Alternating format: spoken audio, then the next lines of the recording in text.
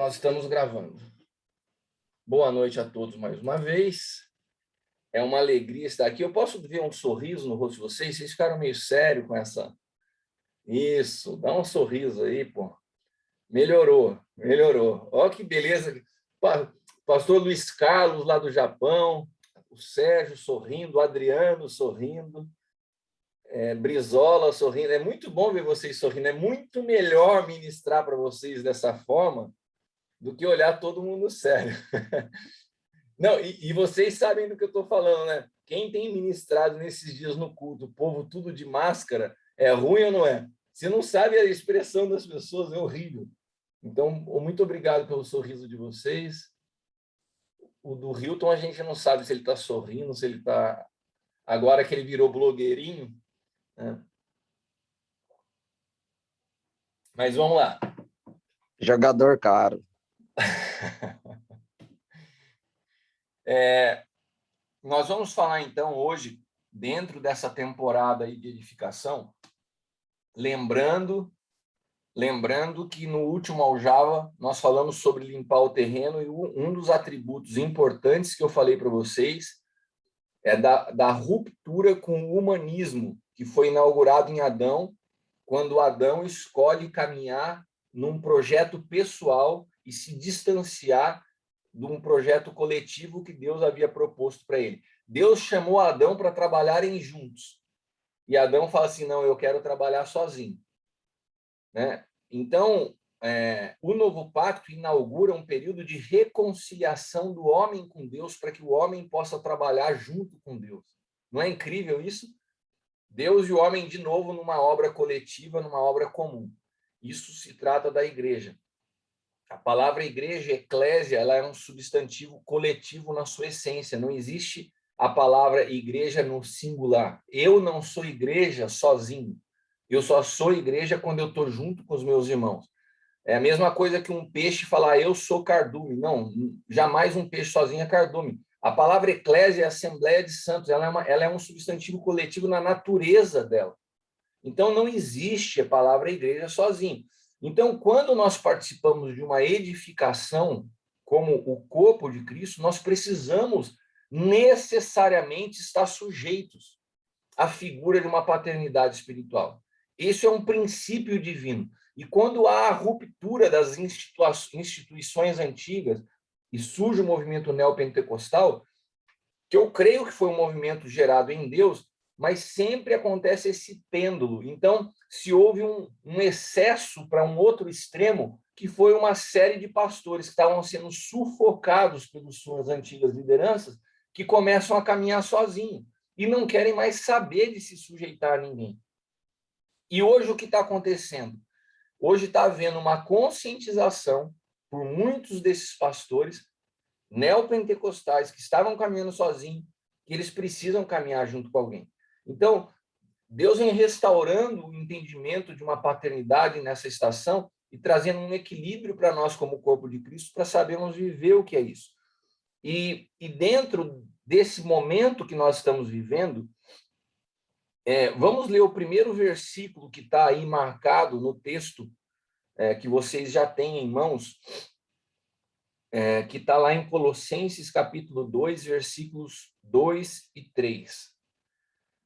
Olha como nós estamos eficientes. Vocês vão ter esse texto compartilhado na tela simultaneamente, porque nós estamos avançando para um tempo de muita excelência. Vou esperar aparecer aqui para vocês.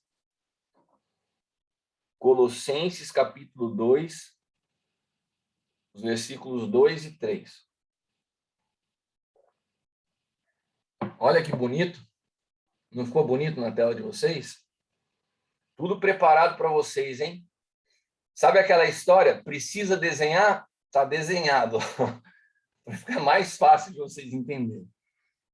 Que eles sejam encorajados e unidos por fortes laços de amor e tenham plena certeza de que entendem o segredo de Deus, que é o próprio Cristo. Olha que forte isso. O segredo de Deus. Qual é o segredo de Deus? O próprio Cristo. Nele estão escondidos todos os tesouros de sabedoria e conhecimento. Amém? Irmãos, esse texto é muito lindo, eu acho muito especial. Cristo é o segredo de Deus, onde estão escondidos todos os tesouros de sabedoria e conhecimento. E daí você pode se perguntar assim, mas como eu cresço nessa sabedoria e nesse conhecimento? Se está tudo em Cristo, como eu cresço, então, em Cristo? E daí nós vamos para... Se a gente for perguntar como crescer em Cristo, é o que Efésios capítulo 4 nos descreve.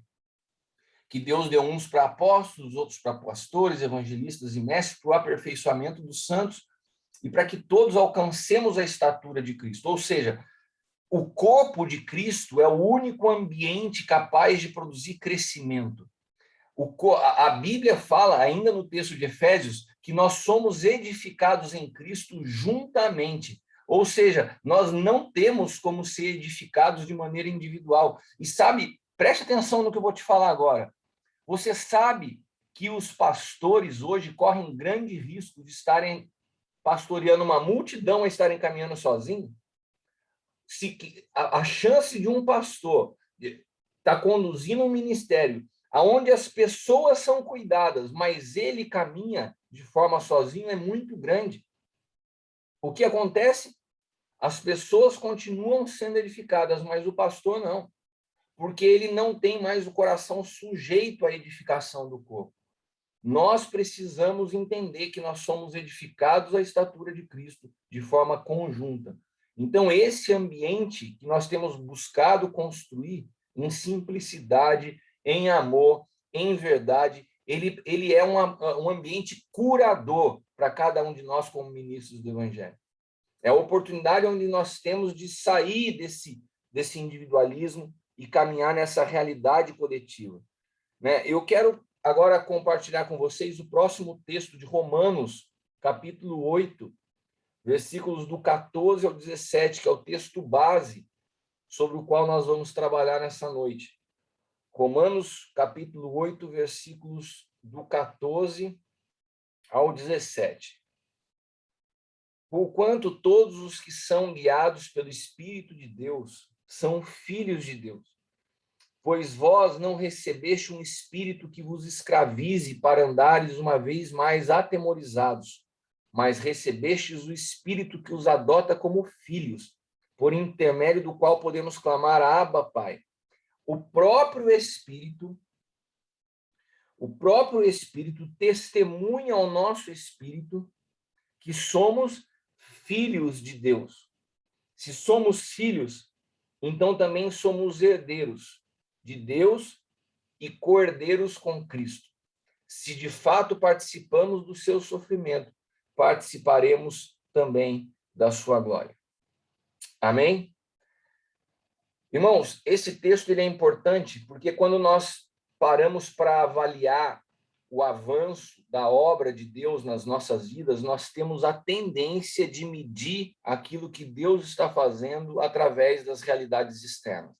Por mais que nós estejamos batendo nessa tecla há muitos anos, quantos de vocês, em virtude do que sofreram ao longo dos últimos anos, até mesmo nesse período de pandemia, sentiram que houve um recuo? Naturalmente, muitos de vocês, o número de pessoas diminuiu na igreja, parece que as coisas estão recuando. Tive dificuldade para pagar aluguel do prédio, mudei de prédio, para um prédio menor do que eu estava, parece que eu estou recuando. As finanças, eu arrecadava tanto, eu estou arrecadando 2 vezes menos, parece que eu estou recuando. Porque nós ainda somos muito atingidos pelas realidades visíveis e naturais, né? Agora, a Bíblia nos aponta nesse texto, né, que a primeira maneira de nós analisarmos o avanço da obra de Deus é aquilo que o Espírito Santo está produzindo na nossa vida, porque num ano de edificação de um testemunho perfeito, a primeira edificação que existe é a edificação do Espírito em nosso espírito. Tem um livro bom que fala sobre isso, que toda edificação ela é de dentro para fora. Recomendo até a leitura para vocês. Então, aqui, o que o Paulo está dizendo aos Romanos? Que o primeiro trabalhar do Espírito Santo é dar a conhecer, é informar o nosso espírito a realidade eterna que ele possui.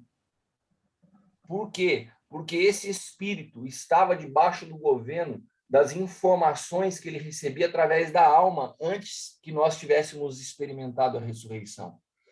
E isso é muito forte. Eu vou repetir para vocês. Vocês sabem, melhor do que eu estou aqui com pastores, com mestres, com líderes, com teólogos, né? E vocês sabem que o Senhor nos concebeu antes da fundação do mundo. Nós já existíamos, a nossa vida, ela existe na eternidade em Cristo.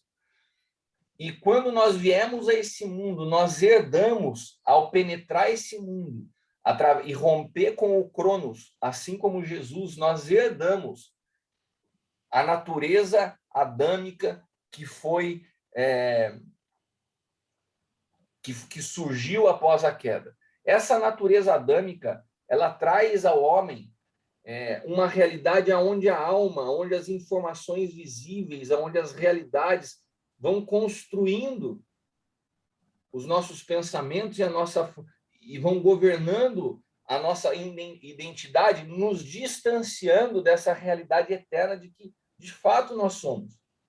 Então, imagina, você hoje vem caminhando ao longo de toda a sua vida através das informações que você recebe da tua alma, as tuas emoções, a tua relação com esse mundo, que é formado pela opinião das pessoas, é formado por, às vezes, sem querer, as comparações que seu pai fez na sua infância com seus outros irmãos, com as frases que a sua professora falava na escola, com os fracassos e com os acertos que você teve ao longo da vida. Tudo isso vai construindo aquilo que nós chamamos de identidade.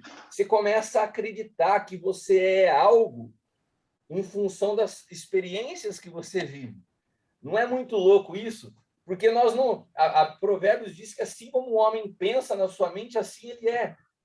A identidade do homem vai sendo concebida a partir dessas experiências, e na grande maioria delas negativas. E sabe o que isso está acontecendo? Nós estamos numa geração onde o diabo está baixando ainda mais isso. Nós estamos vendo jovens adolescentes sendo massacrados na sua identidade antes da adolescência. Então, quando você vê numa classe de aula crianças com 10, 11, 12 anos, onde todos os seus amiguinhos, meninos já beijaram meninos, meninas já beijaram meninas, eles ficam perdidos na sua identidade. Não porque sejam homossexuais, mas porque eles têm a distorção em virtude das informações que eles recebem do meio onde eles estão inseridos. Está claro isso para vocês?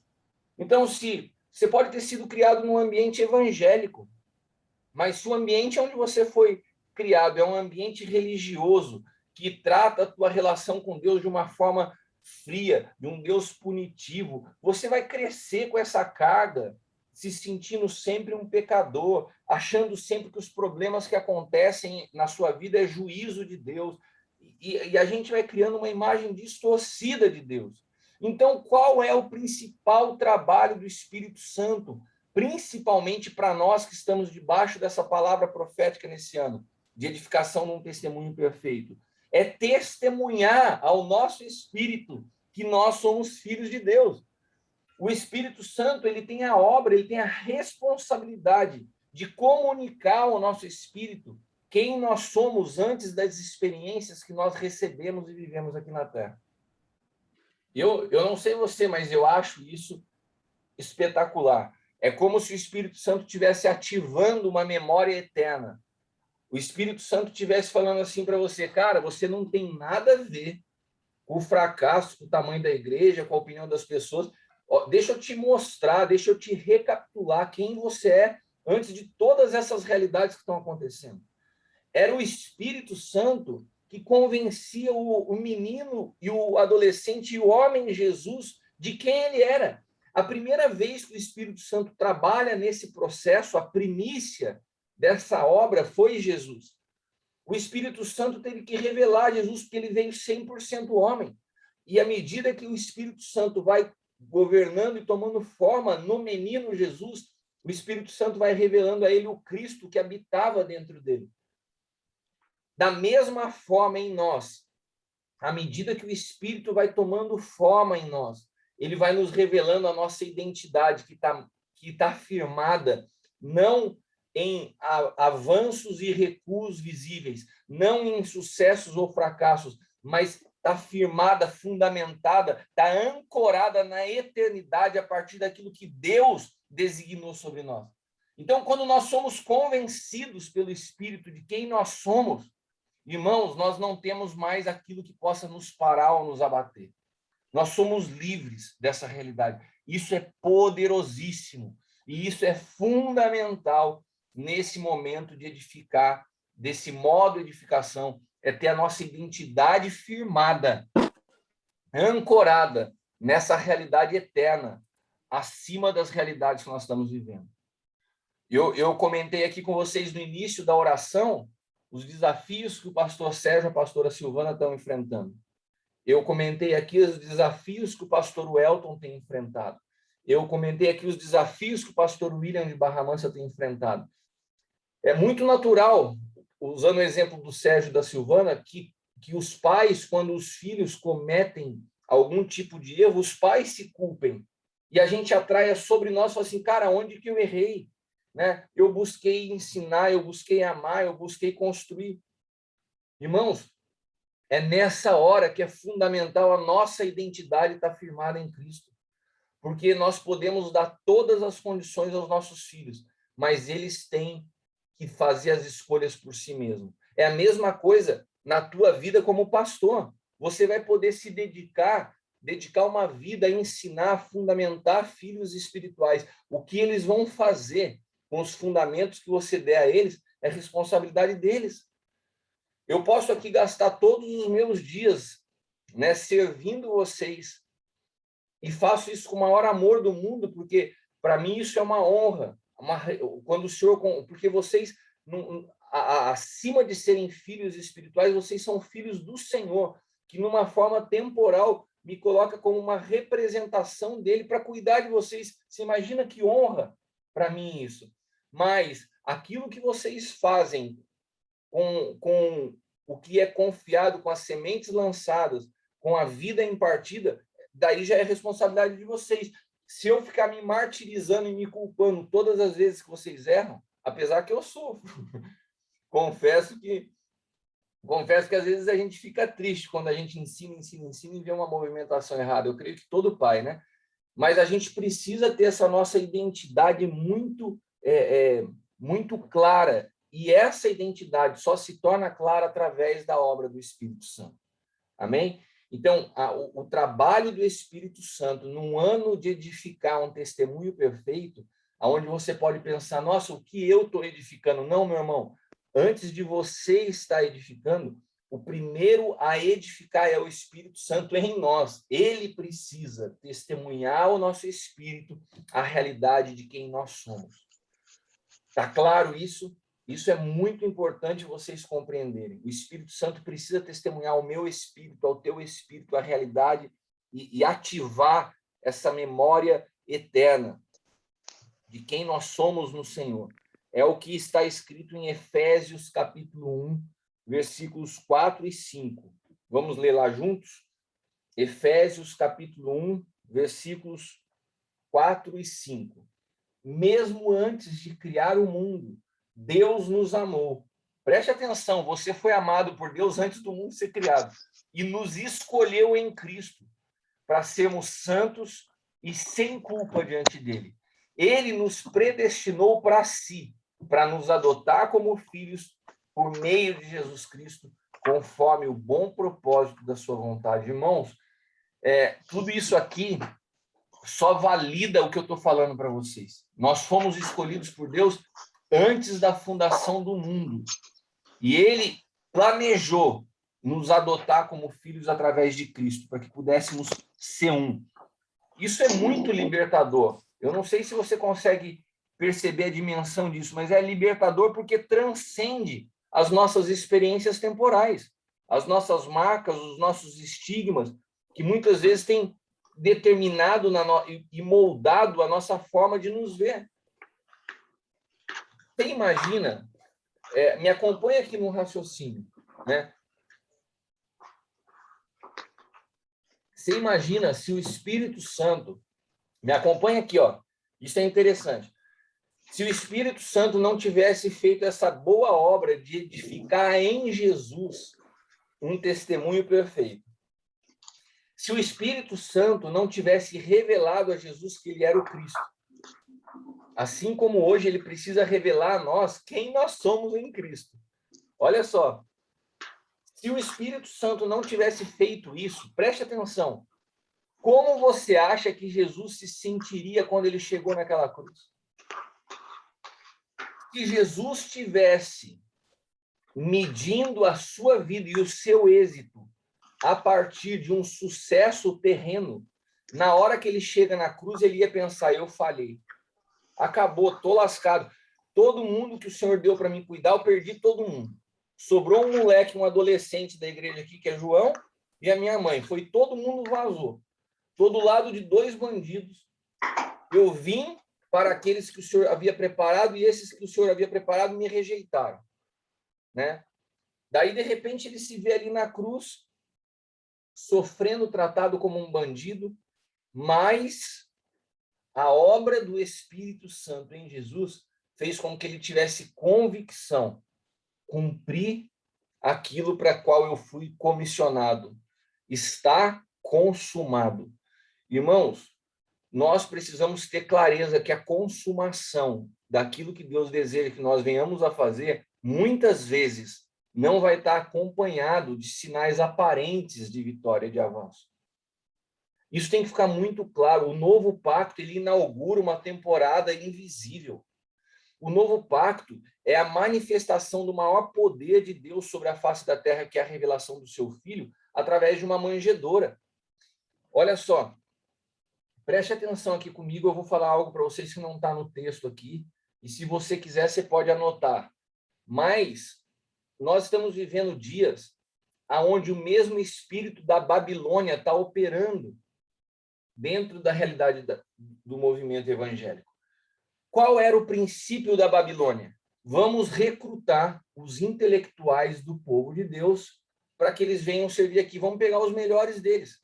Então, quem foi Daniel, Sadraque, Mesaque e Abednego? Foram meninos poderosos, hebreus, cheios de inteligência e conhecimento, que foram recrutados por quem? Pela Babilônia. O que a Babilônia faz hoje?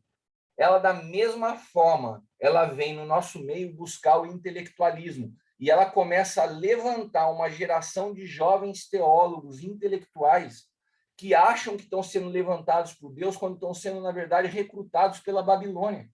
E quando você é recrutado pela Babilônia, existe um espírito que acompanha esse recrutamento, que é a sedução. A sedução. A única coisa que preservou Daniel, Sadraque, Mesaque e Abednego, aqueles jovens, eles foram formados por um pai. E eles não foram seduzidos, diz a palavra, pelos manjares do rei. Mas a sedução acompanha o espírito da Babilônia. Quando Satanás inicia o ministério de Jesus, e que Jesus se encontra com ele no deserto, aonde Satanás levou Jesus? No pináculo do templo. Sabe por quê? Porque a sedução desse mundo, você tenta apresentar um governo a partir do pináculo do templo. Você tenta enxergar o reino. Uma coisa é você tentar ver o reino através do pináculo do templo. Quem te mostra o reino a partir do pináculo do templo é o diabo, não é Deus. Quem tenta te seduzir com a grandeza do que pode ser o reino é o diabo, não é Deus. Qual é a diferença? Você pode ver o reino do pináculo do templo ou você pode ver o reino através da manjedoura. Quem vê o reino através do pináculo do templo é quem está sendo governado pela sedução dos olhos. Quem vê o reino a partir da manjedoura só pode ter uma percepção profética, porque está vendo o que ninguém vê. Por isso, só foi observado o nascimento de Jesus por 3 profetas, que conseguiram ir guiados pelo Espírito para ver uma realidade que visivelmente era impossível de ser detectada. Mas ali estava nascendo o Salvador. Eles não foram ali porque um menino havia nascido. Eles foram ali porque um filho havia sido dado. Foi o que Isaías profetizou. Um menino nasceu, mas um filho foi dado. Os magos, eles foram ali não por causa do nascimento de um menino, mas porque o Filho de Deus estava sendo dado ao mundo naquela manjedoura. Então, a nossa capacidade de discernir o Filho de Deus sendo dado ao mundo tem que ser através de uma realidade espiritual. Nós precisamos de um olhar espiritual para a igreja. Nós não podemos... E essa pandemia é um divisor de águas para que a gente saia de uma cultura, de uma mentalidade que não tem a capacidade de discernir o que é uma edificação. Sabe uma coisa que eu sempre falei para vocês, e eu volto a repetir nesse tempo de edificação? Eu queria que você guardasse o que eu vou te falar. Nós devemos ter comunhão com todos, mas edificação é só com alguns. Nós não podemos edificar com todo mundo, não tem como. Eu aprendi isso anos atrás com o apóstolo Basílio Patinho. Ele falou, Cristiano, você deve sim ter comunhão com todo mundo, quanto for possível. Mas edificar, você vai contar no dedo quantos podem edificar juntos. Sabe por quê? Porque numa obra, se você pega alguém que está edificando uma coisa que não tem nada a ver com você, e por afinidade, e por amizade, e por carinho, e por alma, você traz para perto, você vai arruinar aquilo que o Senhor quer edificar através da sua vida. Então, o reino de Deus não é um reino de afinidade, não é um reino onde a gente olha a partir de uma percepção natural, porque a gente pode ser seduzido facilmente, mas pelo Espírito. Você que é pastor, você que está cuidando de um povo, entenda. Você não chama para pregar na sua igreja quem você acha legalzinho. Você não chama para ministrar na sua casa aquele que é teu amiguinho. Está edificando no mesmo fundamento que você? Beleza, não tá, não dá. Ah, mas a gente não deve ter comunhão com todas. Comunhão é uma coisa, edificação é outra. A gente precisa entender alguns princípios. Nós estamos entrando no modo edificação. E eu volto a repetir, o que Deus tolera no momento de resgate, ele não tolera no momento de edificação. Então, o testemunho do Espírito Santo, ele opera em nós, primeiro, uma identidade em Cristo e também para nos convencer que eu não sou fruto dos problemas que eu estou passando, que eu não sou um acaso, que eu não sou um acidente de percurso, mas a minha real identidade. João, capítulo 14, 26. Vamos ler João 14, 26.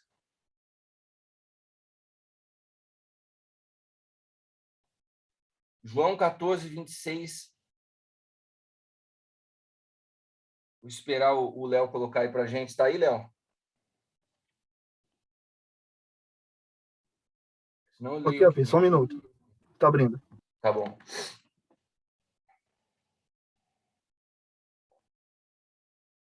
João 14, 26.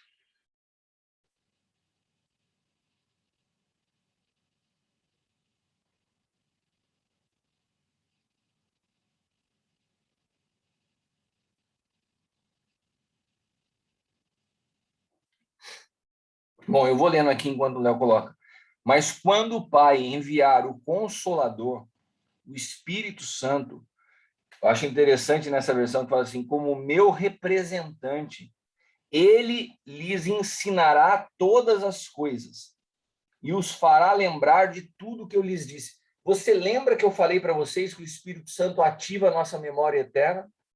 O Espírito Santo, essa palavra aqui, irmãos, é o cumprimento de Jeremias, quando Jeremias profetiza de uma nova aliança que não seria mais escrita em tábuas, mas escrita, impressa no nosso coração.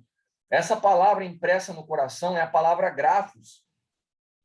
Eu já falei sobre isso algumas vezes com vocês, que existe 3 definições de palavra na Bíblia. Existe o logos, né, a palavra escrita, existe o rema, que é a revelação do Espírito que tem na palavra escrita, e tem o grafos. O grafos é a palavra impressa no nosso espírito, que só pode ser ativada através do Espírito. É a obra do Espírito Santo. Sabe o que ele faz? O cara fica 10 anos... Olha o que eu vou te falar agora. Você fica 10 anos estudando teologia. Aonde você está acumulando a informação que você está recebendo aqui? O estudo vai acumulando conhecimento.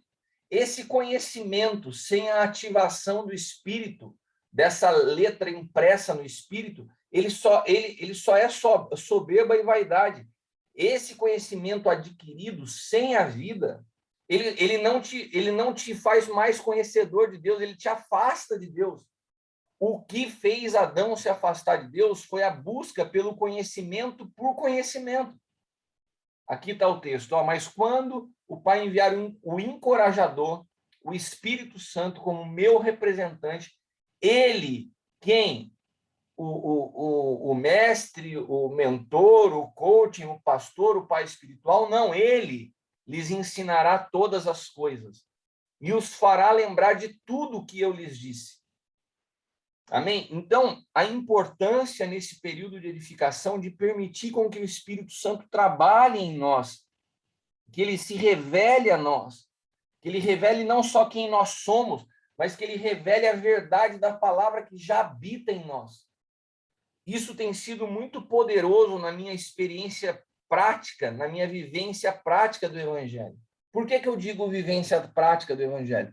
Eu já falei para vocês, e eu vou finalizar a ideia das lições do Aljava, que elas sejam rápidas, objetivas e pedagógicas. Então, vocês têm um material bem elaborado para que vocês possam agora, em cima disso, estudar mais. Mas eu quero finalizar com um assunto aqui. Eu compartilhei com vocês, como sempre tenho compartilhado, muito da minha experiência nos últimos anos com meu filho, com o Caio. E aqui serve, inclusive, para os pais que têm enfrentado desafios com seus filhos, né? Eu me recordo que uma vez eu tinha ido na casa de um pastor, amigo nosso, e vi a maneira como ele educava os seus filhos, né? A maneira como os filhos dele conheciam as escrituras, sabiam os textos e tal. E eu saí da casa daquele pastor amigo meu e falei para a Leila assim, e na época o Caio não queria saber de igreja, né? Tava arredio com um monte de coisa. E eu falei para a Leila assim, olha isso, Sérgio, depois você fala para a Silvana. Eu falei para a Leila assim, pô, amor, eu acho que a gente falhou, sabe? A gente falhou demais. Eu tive pouco tempo para sentar com eles e explicar as escrituras, ensinar a Bíblia, né? E eu comecei a me sentir culpado comparando, né, o filho daquele pastor com a realidade do meu filho. E quando eu falei isso, a Leila falou assim, não, amor, o mais importante na vida deles, você colocou que foi a coerência. Eles nunca viram você reclamando da igreja, eles nunca viram você murmurando contra um pastor, eles nunca viram você falando que a igreja para você é um peso.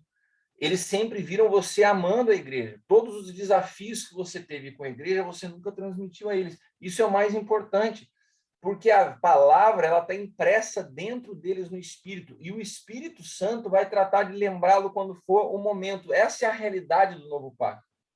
Irmãos, aquilo me trouxe um consolo, mas eu confesso que eu tinha que acreditar naquela palavra por fé. Eu ainda não tinha provado isso. E passou-se um tempo, até que o Senhor aprove a Deus se revelar ao Caio. Não foi fruto do meu trabalhar, não foi fruto do meu ensino bíblico. A minha atuação, nesse caso, foi só manter o meu lugar de amor e confiando no Senhor, a minha postura, e o Senhor tratou de resgatá-lo. Nesse processo, eu tive algumas experiências muito interessantes. Entre elas, eu me lembro que um dia eu estava voltando do Aljava, conversando com a Leila no carro sobre um assunto que eu tinha ministrado, que era um fundamento importante, um princípio importante que eu havia colocado e que ficou bastante tempo sendo debatido na nossa mesa ali depois. Muitos pastores tinham dúvida, eu comecei a explicar e tal. E quando eu coloquei isso no carro, o Caio fez um comentário assim, impressionante. Ele começou a descrever o que eu tinha falado com uma propriedade, com uma sabedoria. Eu falei, cara, de onde você tirou isso? Pô, pai, mas não é assim? Eu falei, E na hora o Espírito Santo me lembrou daquele momento onde eu achava que eu estava falhando. E a Leila falou assim, não, a obra de nos revelar a palavra, a verdade, é do Espírito Santo. Eu não estou fazendo com isso apologia que não seja importante estudar a Bíblia, ensinar a Bíblia aos nossos filhos, não é isso. Mas o que eu quero dizer é que a obra de revelar a vida é do Espírito Santo. E o que a gente precisa se preocupar de mais importante com as pessoas que nós formamos, com os filhos que estão à nossa volta, não é o quanto de conhecimento literal eles possuem dos textos bíblicos, mas é o quanto desses textos já se tornaram vida em cada um deles. Porque é isso que vai produzir transformação na prática. É isso que vai produzir uma geração que entenda o que é honra, que entenda o que é sujeição, que entenda o que é respeito, que entenda o que é uma vida transformada e rendida. Então, a primeira etapa nossa para iniciarmos esse módulo de edificação nesse semestre é orar ao Senhor para que o Espírito Santo tenha liberdade para trabalhar em nós e para nos convencer o nosso espírito da realidade de quem nós somos, nos libertar de nós mesmos. Quantos estão de acordo? Eu quero orar por isso. Que o Espírito Santo venha nessa noite nos libertar de nós mesmos, dos nossos achismos, do nosso individualismo, do nosso humanismo disfarçado de cristianismo, e que assim ele possa nos convencer da verdade, dar a cada um de nós um coração sujeito, um coração, uma identidade coletiva, entender o poder que é no corpo de Cristo. Amém? Eu quero orar por isso. São 9h15. Eu vou fazer uma oração e vou abrir um tempo de compartilhamento para a gente encerrar até as 9h30. Daí eu consigo... Eu estou sendo bem objetivo com vocês, hein? A gente começou às 8h, vamos terminar às 9h30, conseguir passar o conteúdo, o material. E lembrar que na segunda-feira que vem nós temos Aljava na mesa às 4h. Então vamos orar agora? Feche os teus olhos. Pai, nós queremos te dar graças nessa noite, pelo privilégio de estarmos edificando juntos, guiados pelo teu Espírito, conduzidos pelo teu Espírito. E eu quero, Pai amado, pedir ao Senhor para que o teu Espírito tenha liberdade de nos convencer, de forjar em nós a nossa identidade, a nossa real identidade. Nos liberta de nós mesmos, nos liberta de uma mente egoísta, de uma mentalidade individualista, nos liberta de uma visão pessoal, nos ensina a caminhar como filhos. Pai amado, nos ensina a ver a tua igreja a partir de uma mente coletiva, de uma realidade corporativa, em nome de Jesus. Espírito Santo, eu apresento cada um desses filhos, amigos, Pai amado, colegas de ministério que estão aqui presentes, para que o Senhor possa se mover, se revelar e contribuir nesse processo de edificação. Nós apresentamos esse semestre diante do Senhor. Apresento cada vida aqui diante de Ti e te dou graças por essa noite, Pai, em nome de Jesus. Amém. Amém. Amém, meus irmãos. Eu queria deixar aberto, então, agora, temos uns 10, 15 minutos. Alguém gostaria de compartilhar algo, de contribuir com algo, tirar alguma dúvida? Léo, você que me ajudou aqui em todo o tempo e me ajudou, inclusive, na redação aqui, você acha que é importante lembrar de alguma coisa que eu eventualmente não tenha falado? Fica à vontade.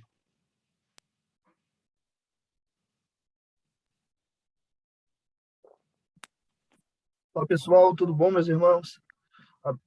Eu acho que é legal incentivar os irmãos a se dedicarem à leitura do material.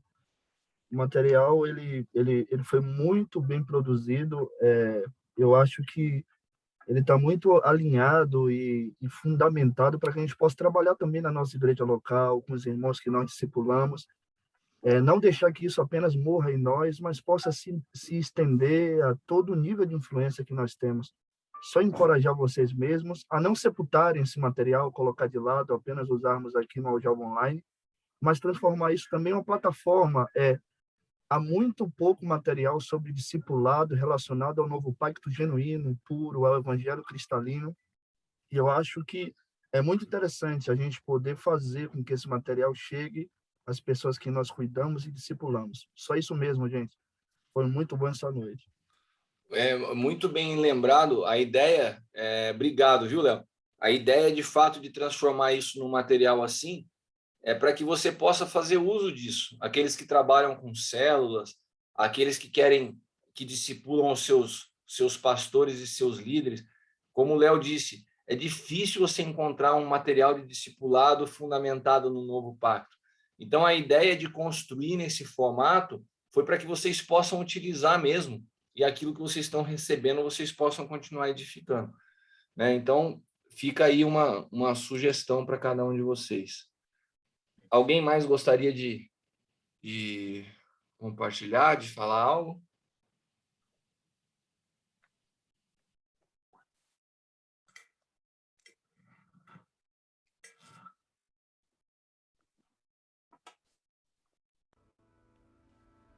Silêncio. Se não tem, então eu vou... Se não tiver, eu vou orar aqui, encerrando, então. Liberar vocês dentro do horário. E, mais uma vez, fica o convite para a próxima segunda-feira. Todos aqueles que puderem estar aqui presentes, a partir das 4h no Sonho de Deus. Semana que vem, então, a semana que vem não tem o Aljava Online à noite. Nós temos o Aljava na mesa às 4h. E daí, na outra semana, voltamos com a sequência desse trabalho com o Aljava Online. Vai ser quinzenal. Tá bom? Kleber quer falar, P. Kleber quer falar? É só uma pergunta, paizão. Pensei que você estava dando tchau. Você estava assim, eu falei, ele está dando tchau. O Aljava da semana que vem vai ser transmitido também? Vai conseguir transmitir às 4h ou não? A gente estava transmitindo o Aljava na mesa também para aqueles que às vezes estão longe e querem participar, para poder tornar acessível, né? Eu acho que se vocês quiserem, eu posso fazer isso. A gente põe pega o celular de alguém lá e a gente faz a transmissão. Não fica tão elaborado quanto a gente faz aqui, mas dá para fazer sim. Se vocês querem, se vocês acham importante, não tem problema para a gente. Diego está falando, Cris, lembrar de orar por todos afetados por essa crise desencadeada essa semana no Afeganistão. Ah, sim. Então eu tinha falado para a gente ver por quem orar. O Diego está falando de lembrar dessa situação do Afeganistão, que está terrível mesmo, né? As agências missionárias mandando seus pastores embora. Hoje, 2 pessoas que tentaram grudar na roda do avião para sair de Cabul caíram com o avião já decolando. Eu vi a cena, impressionante. As pessoas estão desesperadas para sumir de lá, porque o Talibã assumiu, né, o governo. As tropas americanas deixaram o país. Mas, na realidade, a gente está vendo isso lá no Afeganistão, mas eu estou recebendo dos grupos de pastores que eu faço parte aqui, tem várias nações hoje passando por realidades bem críticas, né? O Haiti está passando um momento bem complicado também. Então, agora, no final, a gente vai vamos estar orando por isso também. Tá bom, meus irmãos? Queria agradecer a todos vocês, né, por esse tempo junto. É muito bom a gente poder estar junto, ainda que através do Aljava Online, mas ter esse tempo de comunhão. Espero que possa contribuir esse material que foi distribuído, que vocês possam utilizar nos seus grupos, com seus filhos, pastores, líderes. E assim a gente vai seguir edificando, usando as ferramentas que o Senhor tem nos dado, tentando discernir cada estação para a gente ajustar a nossa movimentação de forma mais efetiva. Tá bom? Então vamos estar orando, e daí depois eu vou... Oi? Você vai colocar esse Aljava Online no grupo que você gravou? Vai para o grupo? Todo o Aljava Online ele fica depois salvo lá no YouTube, no meu canal do YouTube tem uma pasta só do Aljava. É uma pasta privada, mas todos vocês têm acesso ao link. Então eu vou, assim que eu terminar, eu salvo ele, já subo para o YouTube e passo o link no grupo do Aljava aqui para vocês. Vocês podem rever o material, vai ficar disponível. Tá bom? Então, amém. Vamos estar orando. E lembrando, se alguém tiver interesse no assunto do retiro de casais, procura o pastor Gustavo Lírio. né? A gente vai estar recebendo ali o Juscelio, com certeza vai ser um tempo muito precioso. Então, aqueles que puderem estar conosco, tá aí o convite, tá bom? Senhor, nós te damos graças nessa noite, que o teu Espírito possa construir sobre aquilo que foi lançado, sobre os fundamentos colocados nessa noite, que o Senhor nos dê clareza, que o Senhor nos dê vida, que o Senhor se revele a nós através de cada um dos textos falados, da palavra compartilhada, e que aquilo que a tua palavra diz, que o teu Espírito testifica aos nosso Espírito que nós somos filhos de Deus, que essa identidade seja uma âncora para a nossa alma nesses dias de aflição. Coloco a vida de cada um dos pastores, coloco suas famílias e seus ministérios. Colocamos também os nossos irmãos nas nações. Pai amado, os nossos irmãos ali no Haiti, no Afeganistão, em cada uma das nações do mundo que tem passado por problemas e por situações de perseguição, de ataques, de opressão. Colocamos também nas tuas mãos o nosso país, Pai, o Brasil, que está diante de um momento de um conflito tão delicado e tão sensível. Que o Senhor nos dê graça e sabedoria. Que o Senhor nos livre de qualquer tipo de situação mais extrema, Pai. Mas que o Senhor possa cuidar de cada um daqueles que ocupam posição de governo, dando a eles a sabedoria nas suas movimentações e nas suas decisões. Livra-nos do mal, Pai. E nos dê como igreja a sabedoria para edificarmos de acordo com o teu desenho. Para que sejamos uma igreja atuante, presente, governada pelas realidades invisíveis e pela voz do teu Espírito, e não por aquilo que nós estamos vendo ou pelas circunstâncias que estamos vivendo. Que o Senhor possa restaurar as nossas forças, aquele que está cansado, Pai amado, que hoje seja como um bálsamo, um refrigério venha sobre nós. Nos guarda, nos esconde no Senhor, em nome de Jesus. Amém. Amém, irmãos? Muito obrigado pela presença de todos vocês. Vou estar salvando então lá no canal e compartilhe o link lá no grupo do WhatsApp. Tá bom? Boa noite, Deus te abençoe. Agora você está dando tchau, né, Cleber? Tchau, gente. Valeu, obrigado.